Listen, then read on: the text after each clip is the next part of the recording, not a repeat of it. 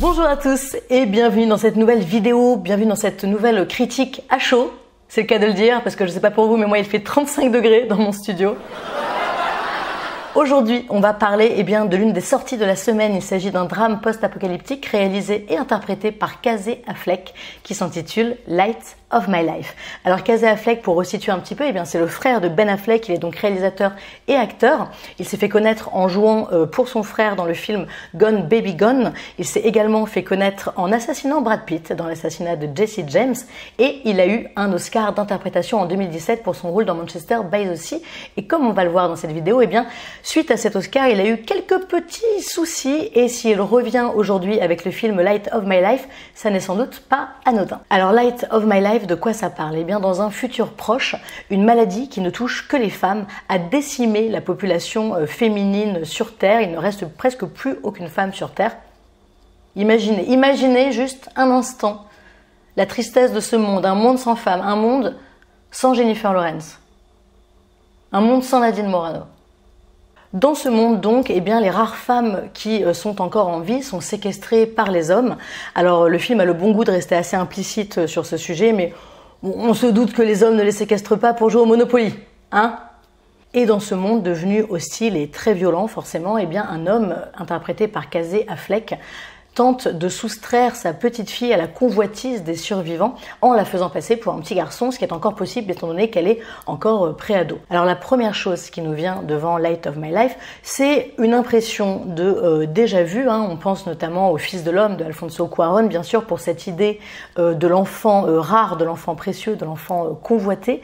On pense également à La Route, réalisé par John Hillcoat, un film d'anticipation également, un film post-apocalyptique dans lequel Viggo Mortensen errer sur Terre avec son jeune fils dans un monde devenu extrêmement violent où l'homme était vraiment un loup pour l'homme. Et si d'une façon générale, Light of My Life nous paraît à première vue pas très original, c'est parce que le film finalement s'inscrit dans une certaine mouvance intimiste du film post-apocalyptique. Ces dernières années, on a pu voir pas mal de films dans ce style-là. Il y a eu notamment It Come at Night, il y a eu également Into the Forest de Patricia Rozema, et ces films avaient en commun de proposer une certaine approche autorisante du film post-apo.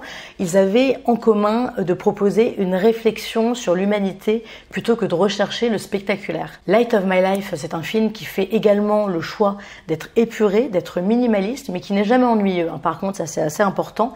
Et c'est un film qui trouve un très bon équilibre entre séquences de survie et scènes d'intimité entre le père et sa fille. Le film est vraiment rythmé par ces scènes comme ça où le père, à la nuit tombée, retrouve sa fille et lui raconte des histoires pour qu'elle s'endorme. Et ces scènes sont très simples, mais elles sont très belles, elles sont extrêmement bien réalisées et elles sont surtout très bien interprétées. Light of My Life, c'est un film qui a vraiment pour sujet central la relation père-fille. Et finalement, on se rend compte qu'au cinéma, ce sujet il a été très peu traité. Il y a énormément de films qui parlent de la relation père-fils, énormément de films qui parlent de la relation mère-fils, mais la relation père-fille très peu. Ces dernières années, on a eu par exemple Somewhere de Sofia Coppola, on a eu également Interstellar. D'ailleurs, n'hésitez pas à me proposer d'autres films dans les commentaires qui parlent de relations père-fille, si vous en trouvez. On a eu également Taken. En même temps, dans Taken, la relation père-fille n'était pas vraiment le sujet du film, c'était plutôt un prétexte pour montrer à quel point Liam Neeson était extrêmement fort. Et justement, dans Light of My Life, ce qui est intéressant, c'est que même si le père est montré bien sûr comme une figure protectrice, la petite fille qui est interprétée par l'excellente Anna Pniowski, la petite fille est tout autant actrice de sa survie, elle est tout autant là pour défendre son père que l'inverse. Elle n'est pas finalement cantonnée au rôle de fille qu'il faut sauver et qui va être sauvée par un homme. Casey Affleck dans ce rôle est vraiment excellent. Il réussit en fait à créer un personnage qui est aussi bien mutique que très expressif et il parvient vraiment à donner vie à ce personnage dans sa chair, c'est-à-dire que on ressent en le regardant l'épuisement de ce père qui est sans cesse sur le qui-vive, de ce père qui lutte sans cesse pour sa survie et qui est épuisé.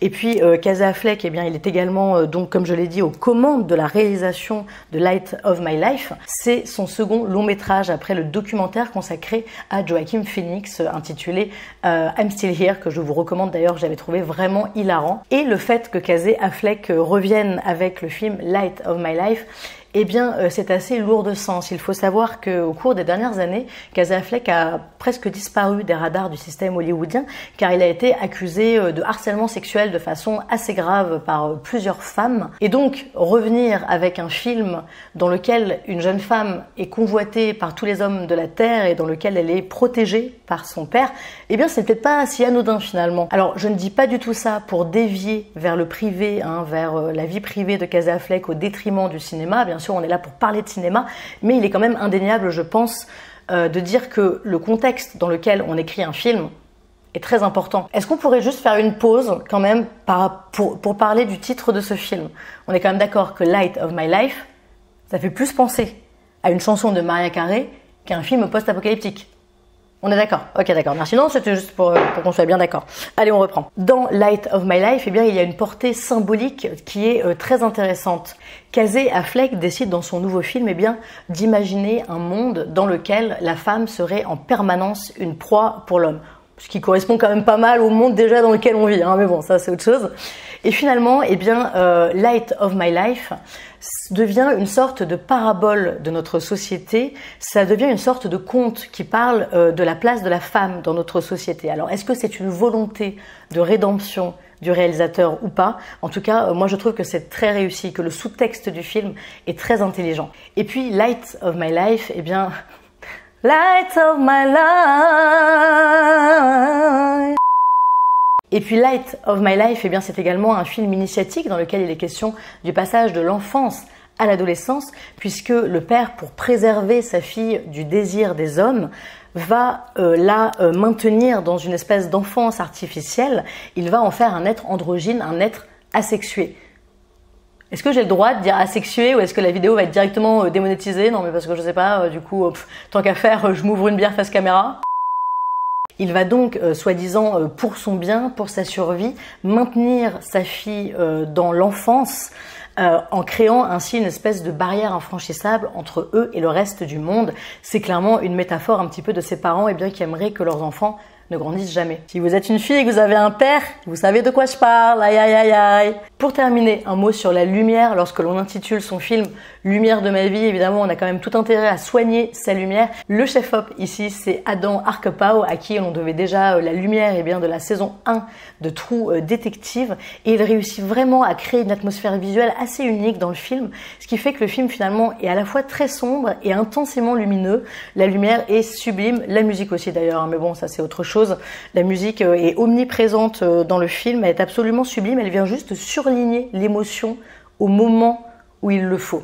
Light of My Life, vous l'aurez compris, c'est un film que j'ai trouvé très intéressant, que j'ai trouvé très prenant.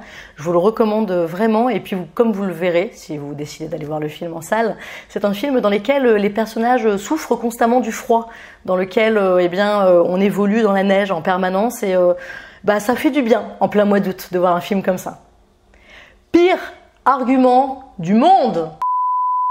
J'espère que cette vidéo vous a plu. N'hésitez pas à me dire ce que vous avez pensé du film dans les commentaires. N'hésitez pas également à me dire peut-être de quel film vous auriez envie que je vous parle dans les prochaines sorties de ce mois-ci. D'ici là, prenez soin de vous. Pensez à boire de l'eau, préservez-vous de la chaleur. Je vous dis à très vite. Ah non, mon nez me gratte. Ah putain. Ah.